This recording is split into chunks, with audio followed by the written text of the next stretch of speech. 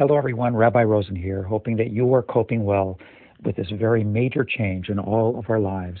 It's hard to believe that 2 weeks ago we were conducting ourselves in more or less an ordinary way. And now, with the reality of social distancing, we need to be far more physically isolated from each other than any of us would like it to be. But if anything is clear, a time of social distancing calls for, if anything, greater spiritual closeness. We at Bethel have been reaching out. We are making calls, volunteers, our staff, so many people trying to be in touch with you as much as we possibly can. We are grateful to our president, Judy Rosenthal, and a team of volunteers for maintaining that contact, and it will increase over the next days and weeks. We are also delighted that we can offer evening and morning services, classes, and all kinds of activities on an increasing basis with you so that you can feel a sense of connection with Bethel as much as possible.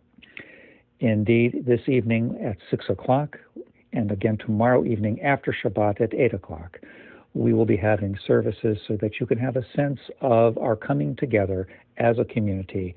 It is not ideal to do so remotely, but certainly it is better than not having any contact at all. Tonight to welcome the Sabbath before sunset, and tomorrow at 8 o'clock after Shabbat has ended for Havdalah. And as time goes on, we will simply look for ever-increasing and meaningful ways of reaching out to everyone. In that regard, it's good to recall the name of the Torah portion for this week, Vayakhel-Pekudei, Vayakhel meaning, and the people gathered. From that word we get kahal, kehilah, a true and genuine community. And during these very challenging days, we will continue to be just that, a living, caring, compassionate, spiritual community, a place where we will link with each other in the best possible ways we can manage, and where we will have the ongoing bonds of our tradition, our values, and faith in God to help us through these difficult times.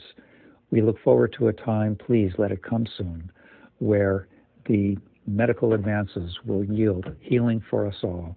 And in the meantime, let us take strength from our tradition, and especially from the words of Adon Olam, the prayer that concludes, "In God's hands I place my spirit, when I sleep and when I awake, Adonai li velo ira. God is with me, and I shall not fear." Shabbat Shalom.